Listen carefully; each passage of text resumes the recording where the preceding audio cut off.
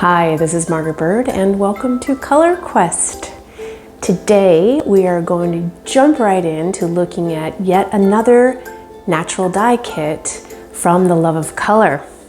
Last week we built an Indigo Vat from Julie Sinden's kit, and today we're going to use that Indigo Vat as we look at the clay resist technique, which Julie provides in her clay resist kit. So let's just jump in and get started working on a printing process that allows us to use natural dyes to create fantastic designs on fiber.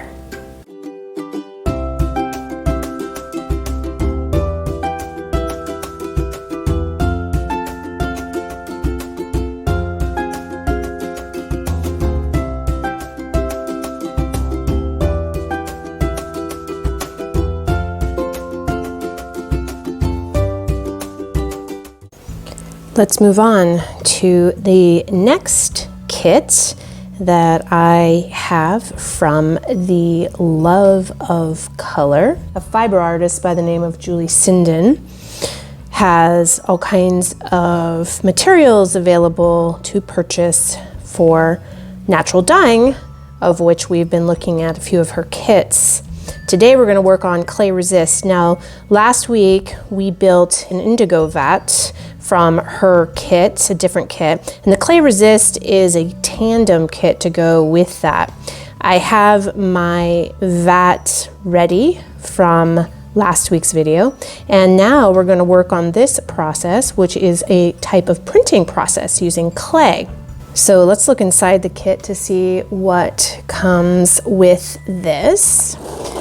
And as you see, as with all of Julie's kits, she has very detailed instructions. So we have this wonderful written instructions on how to work with this material. And having worked with this, now I know that these are incredibly informative and easy to follow step-by-step instructions.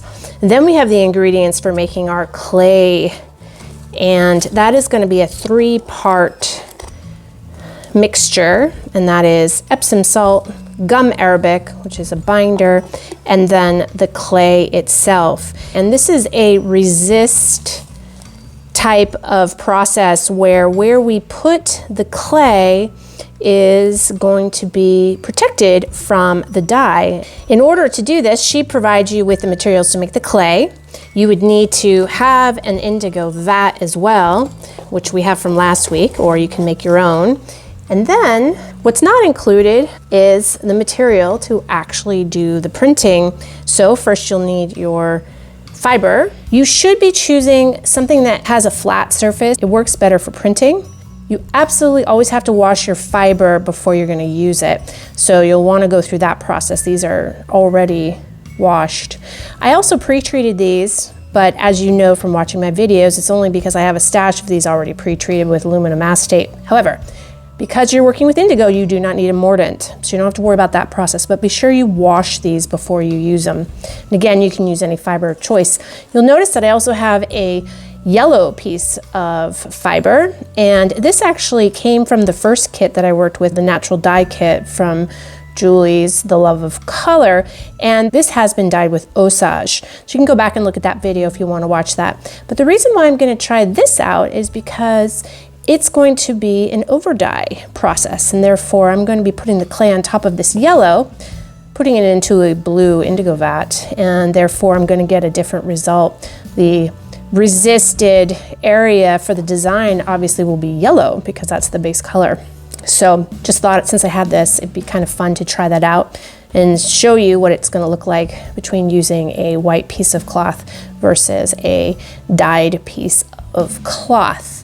So beyond that, you're also going to need something to do the printing. Now, you can use anything. I have opted for using some stencils. I thought that would be kind of fun to try. Julie sells these on her site, and I thought these were really, really cute and also just kind of unique. I haven't seen stencils that are so fun like this. And so I'm going to be using these to be putting the clay inside to create the pattern.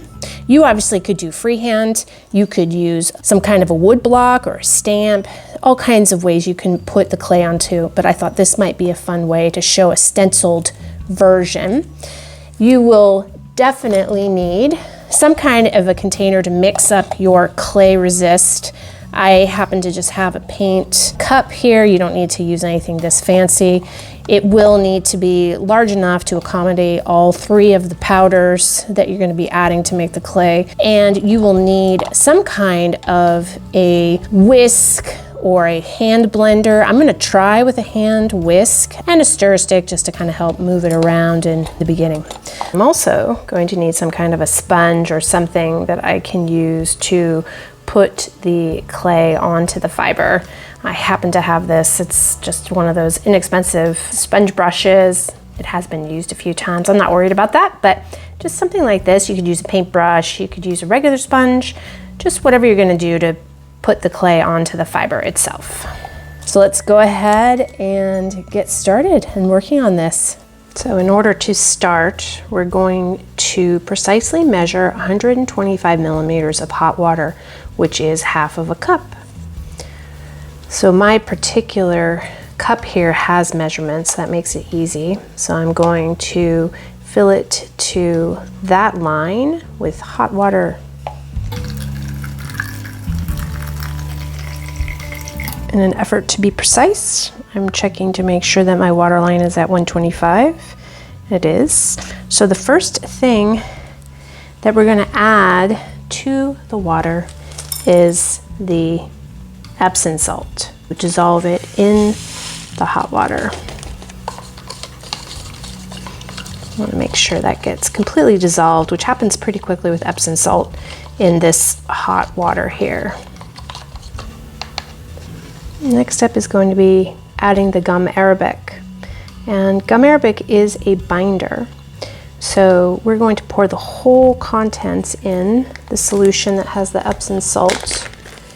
And this is when we're going to use our whisk or hand blender in order to get it mixed in without lumps. The material should be the consistency of whole milk after it's been blended together. So let's start on that. If you've worked with gum arabic, you know that it is gummy. So it's going to take a little bit of whisking here to get it all mixed in. If you have a blender that you use for crafts or natural dyeing that you use exclusively for that, feel free to use the blender mixer for that. But you can see that all of the lumps are gone. It's a pretty even consistency.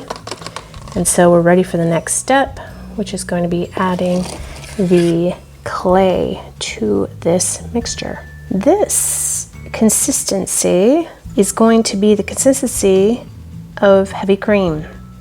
And then we're going to let it sit 5 to 10 minutes. And then at that point, it will thicken slightly more to be the consistency of a runny yogurt or melted ice cream. It's kind of fun to have all these food references for consistency. Remember to avoid getting the clay particles, ingesting them, so you will want to wear a mask. I will start to work on mixing this in. And actually, this mixes in much more easily than the gum arabic did. Gum arabic took quite a bit of mixing in order to get rid of all of the pieces, but this is mixing really, really nicely just with this hand whisk. So be sure you're getting all up on the sides and mixing all the pieces in. You may want to use your stir stick to go in and just make sure that you're getting the powders out of the edges, mixing that in. It's definitely getting thicker, but in a really nice way. Okay, looks really well mixed up. I'm going to let this sit for for 5 to 10 minutes and thicken a bit, and then we'll be ready to start printing. All right, so now we have this. It's been sitting. You can see a little bit of the consistency, and it is definitely thick, like melted ice cream. Actually see a little piece of clay that didn't get mixed in, so you are gonna have to watch out for that. I think I will check it, stir it a little bit more.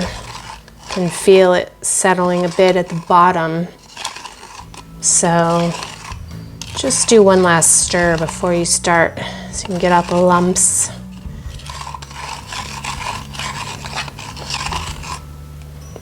It's looking pretty good. Okay, I'm ready to print. All right, so I'm gonna start with the white piece of cloth and lay it out here. And the stencil that I have, this is called a ladder stencil. I just love this design. This is a 6-inch stencil. I'm not particular about exact measurements. Of course, if you're worried or you want something super precise, you may want to use some kind of fabric tape to go ahead and tape this down. You could probably use painter's tape. I'm not going to do that, but just something to keep in mind. I'm going to print this 4 times, 1 in each quadrant, and I will be able to see it because of the color. So we're going to try this out, see how it works, and go from there.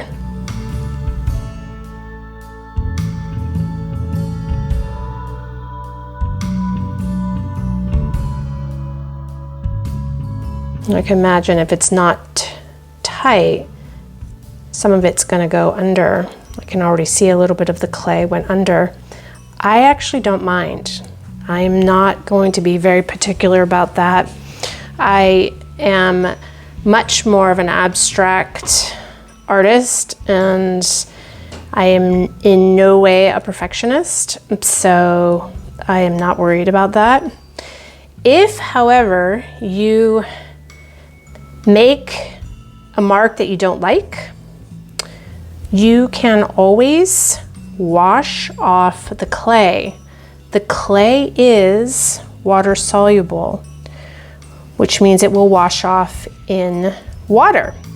So if you don't like that mark, like I have that little mark right there, I'm gonna leave it, but I could wash that off.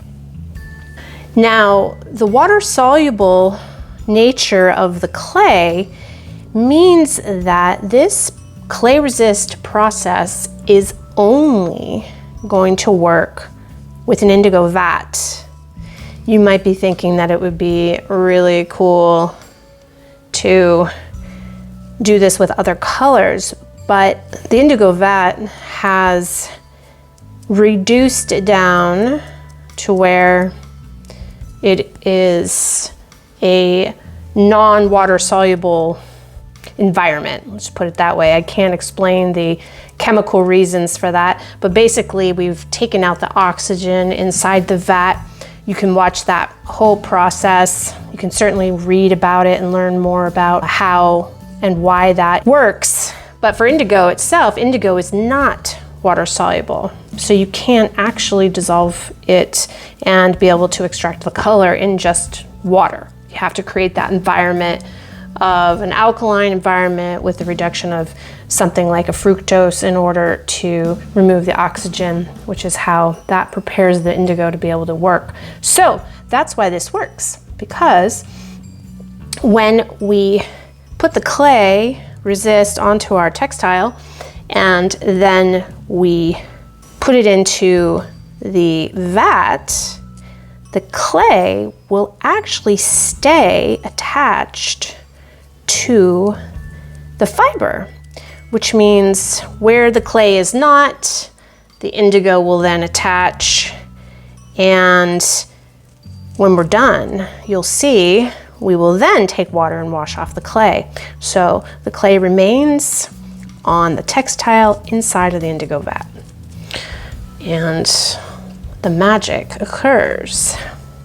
Now, of course, there are other printing processes, and you can certainly print using different kinds of natural dyes. At some point on Color Quest, we'll do one or two of those different styles. So, but this particular process, utilizing the clay as the resist, is only going to work with an indigo vat. All right, I am just about done with my first print. Just dabbed it in. Okay, I'm gonna let that sit just for a minute to sort of absorb into the fiber. Make sure I've got it, you know, pretty even. I can see some areas where it's pooled up a little bit, so I will try to fix those, make it as even as I can. And then I'm gonna move this stencil to another part. So I'm gonna pull this up and you'll see that it is not a super sharp design. There were areas where it went underneath and rubbed together. So I'm gonna leave it because, like I said, I'm not worried. I could come back to try to wash off the clay in between here, or I could wash the whole thing off if I wanted to. When you print, you're gonna need to print on dry, so if I were to wash this all off, I would have to then wait for this piece of textile to dry or use a different one. So, like I said, I am not worried about it, but I will take this into consideration when I move on to the next one to make sure that I am not oversaturating areas with too much clay so that it runs underneath the stencil. But that can be rectified by a number of ways, by taping it down really tight or by using a different method, like using a stamp or freehand or anything like that. And this is my first try at this, so it's always good to kind of show when things are a little bit, let's say, off or different than expected, because then you can be aware of the potential of those kinds of things that happen. So let's move to the next square.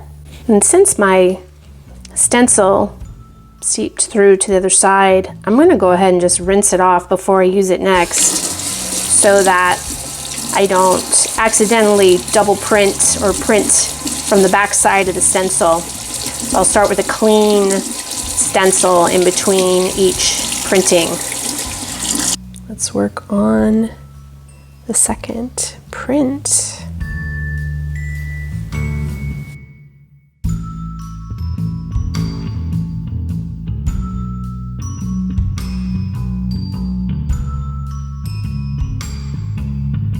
Now, I did accidentally get a little bit off here, so I just took a paper towel and sort of gently blotted it off.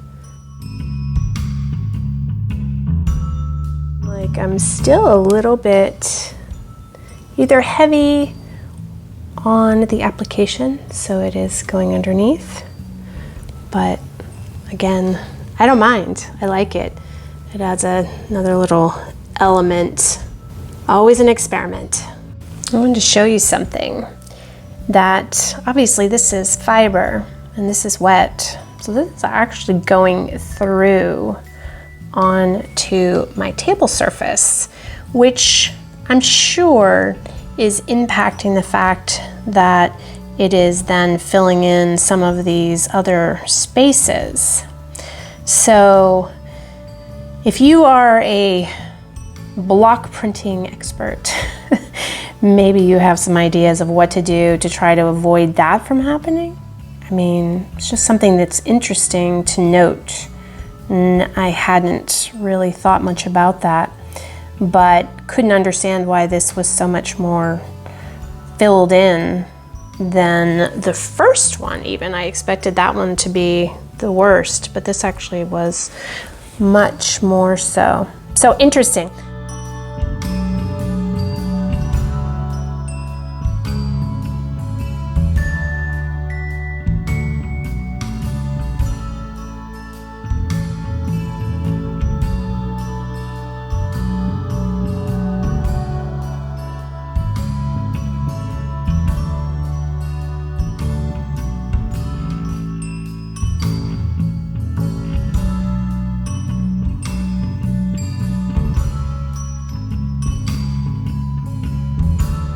first attempt. You can see that the first and the third had the least amount of running. And I thought I was getting better by the fourth, but it didn't really make a difference. I thought maybe I was putting on too thick.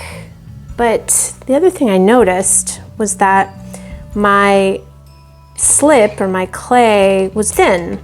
And I think once I stirred it, I realized a lot of the clay had sort of moved down to the bottom. So I would suggest that you stir it between applications and just checking on it to make sure that it's not separating. I think maybe part of it has to do with the fact that some of the clay itself had sort of moved to the bottom and I was putting more of a watery basis on top. I don't know.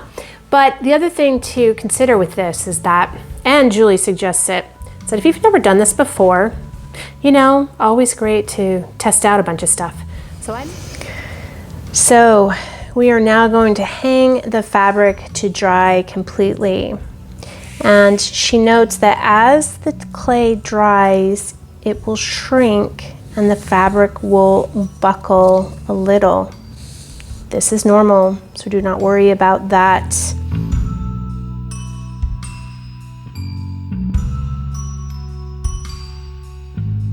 So while the other piece is drying, I thought we would print on the Osage dyed textile from a couple of videos ago. Such a beautiful color, really rich yellow.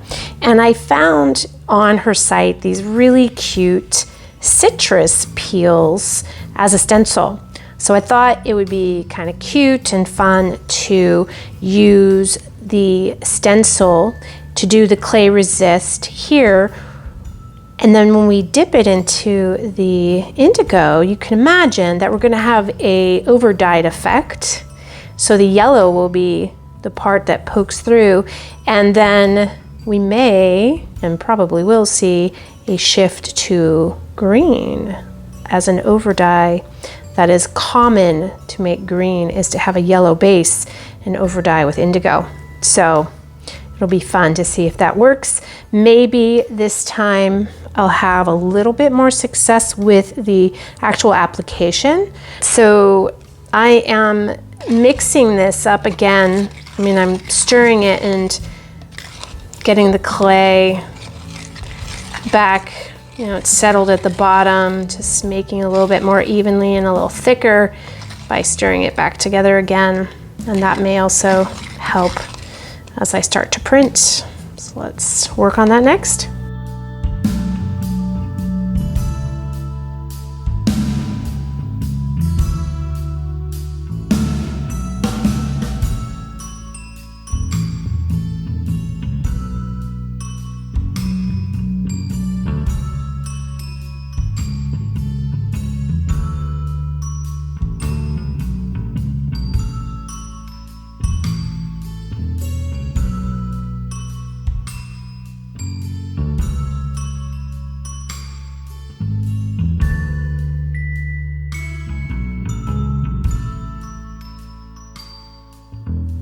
So I have let both of these completely dry, and you can see how they've buckled a bit, but they're definitely dry to the touch.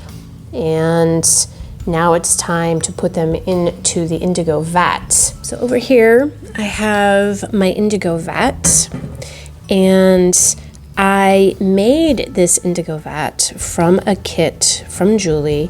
You can watch how I made this vat from last week's video. So I'm just gonna check to see how it's looking.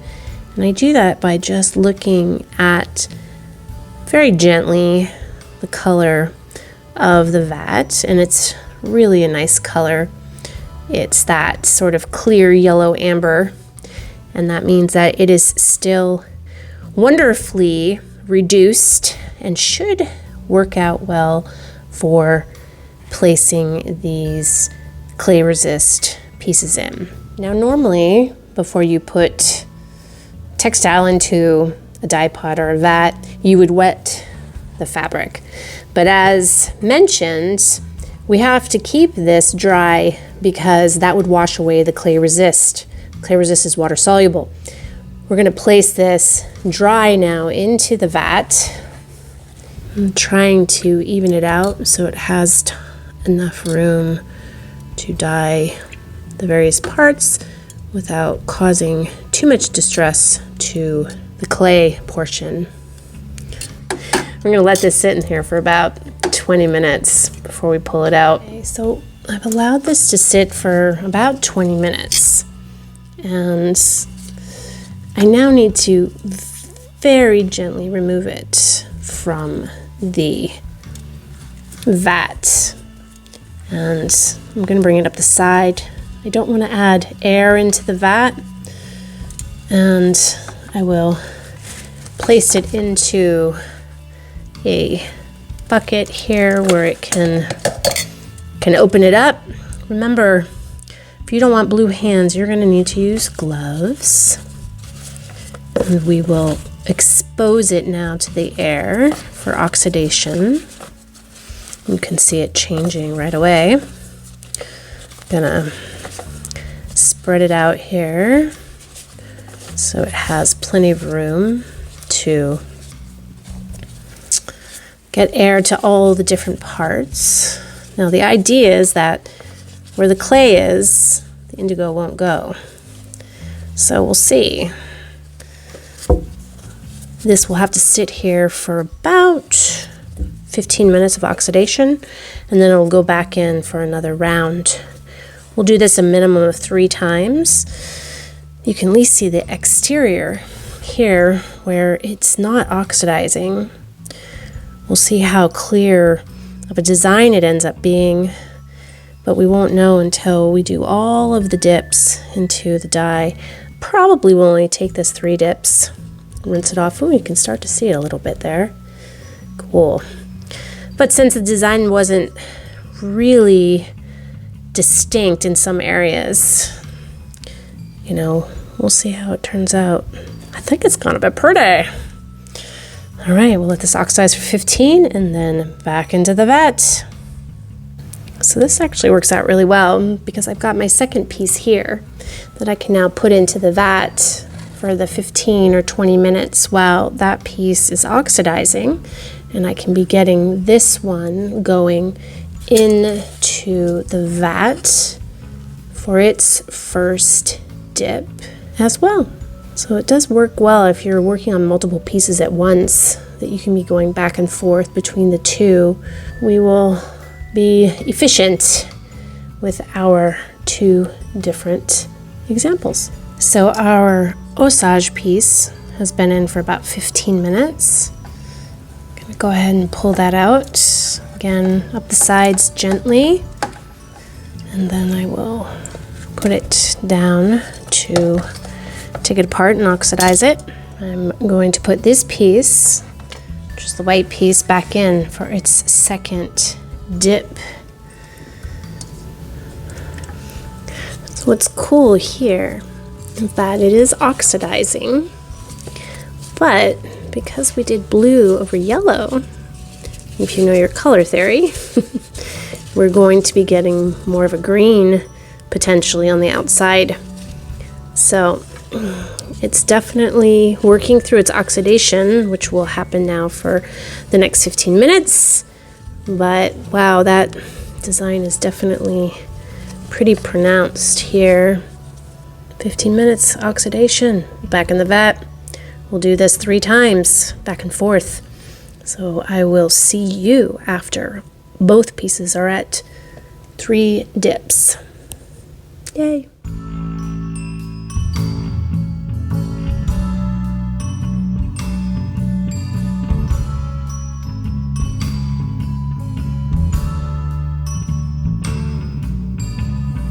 Now have dyed both of these pieces, one just with the white, and you can see a bit of the design element where the clay has resisted the indigo. So the next step is going to be to wash off the clay. And then the green here, and you can really see that design. Once we rinse off the actual clay, this should become much brighter. So we will go ahead and start the rinse process. We're going to be scrubbing these parts off where the clay was in order to take it away. So let's go on with that and see what's going to emerge from these beautiful, cool clay resist designs.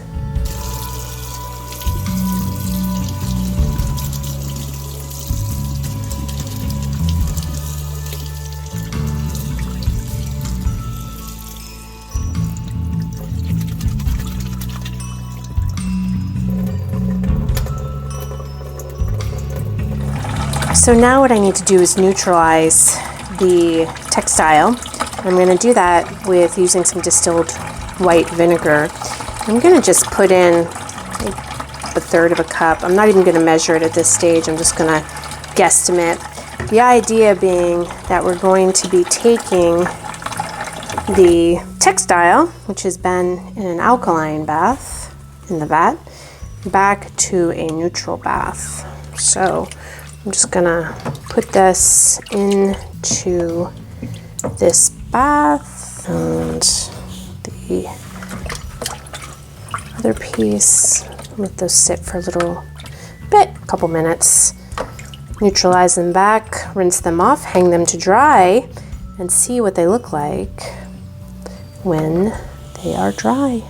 Okay, so I am showing you the results now, and as you can see, it's oh so slight for this first attempt. I believe what happened is that the clay wasn't thick enough, and it definitely resisted for sure, but it doesn't have that stark difference between white and the dark of the blue. I think it's very pretty, but it's very subtle. And the over dye turned out a bit stronger, and perhaps that has to do with the fact that it's got a yellow background. Obviously the green is really pretty. It did not have an even dye. I actually ironed this and some more of the yellow came through.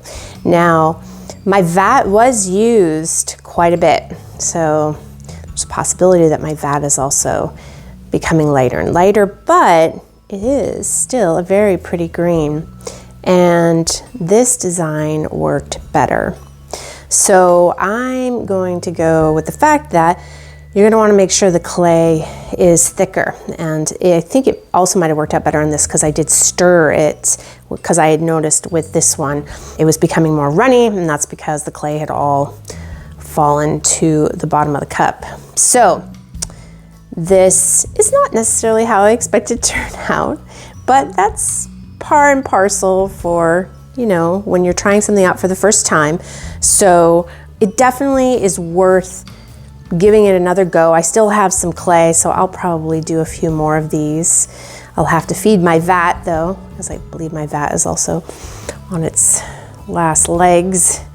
And I did want to show you, interestingly enough, is on the back side. So this is not where the clay was. It was on this side of the fabric.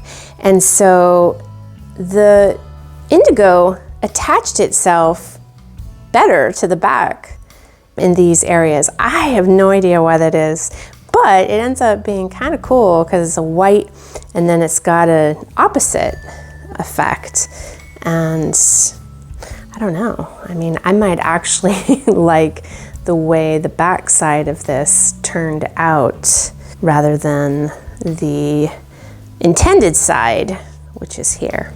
So anyway, you know, I think it's super interesting. It has a lot of potential, and practice always makes perfect. So I will give it another go. I'm interested in this clay resist as an option for my own art practice. I think it can make some really subtle and interesting designs. So this is one of those things where when you do something and it turns out a little differently than you had expected, you actually can A, learn a lot, but B, it can also be a catalyst for new ideas. And I find that often when I'm working on color quests for these videos, new ideas are born from these kinds of experiments. So I hope that you will also keep that in mind when you're out there trying new things, and just be open to the results and learn and get inspired for other new and fun ideas. It's always so much fun to learn a new process within the natural dye realm. And today was certainly one of learning for myself. I'm going to keep on trying this clay resist method and learn a little bit more myself about how to create some interesting designs on textile. I just know I'm going to be able to use it in my own art practice. So next week on Color Quest, we're going to look at the final kit from the Love of Color, and that is a block printing kit. It's going to be utilizing indigo as a paste. So similar to today's process, we're going to look at a way to create designs using indigo onto fiber. So I am excited to see how this kind of process works as well. Always love learning new things. So I hope you'll join me next Friday to continue looking at ways in which a kit can make a wonderful way to dive into some new natural color processes. Have a great week, and I will see you next Friday. Precisely. So I want to make sure that I am getting that accurate. Oops, or not.